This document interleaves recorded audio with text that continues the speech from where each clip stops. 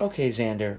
First, let's work on getting a little bit of a bump here, as we talked about having a hand bump with our knee. So we want to imagine a string is tied between our hands and our knee so that they work together. So as we can see our knee going up, we want to have our hands going up in the midline of our body as well so that everything stays in rhythm. Other than that, though, I think it's a great first move. I'd like to have just a little bit of a hand bump. You can start a little bit lower at your waist and just get a little bit of a bump up. You really do a nice job leading with your hips, and you've got a great angle here in your back knee. Really like that. Okay.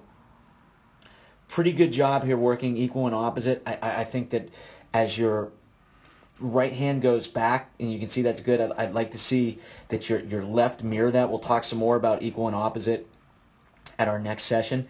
But the big point of concern here is you can see when your foot's down, you can see that you've already started to throw a lot. I'd like to see you probably there. You know, when your stride foot hits, you can see your chin still over your belly button and your top half is still closed.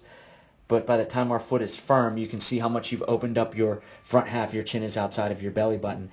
The other thing, and we'll continue to work on this, we'll get some specific drills that we can do to improve our front side stabilization, because you can see from the time our foot is firm, our front knee shouldn't move, and you can see how it kind of keeps drifting through, so we're not really using our lower half, right? Where the time our foot hits, rather than getting that foot pop, we just kind of slide forward with our hip. So our knee shouldn't move at all from right there all the way through extension, and we can see how much we move it. As we just kind of roll it, you can see how your hips slide a little bit more from there to there, then get that real good turn. So as we move forward, let's try to get a little bit of a hand bump there. That'll help us stay in rhythm.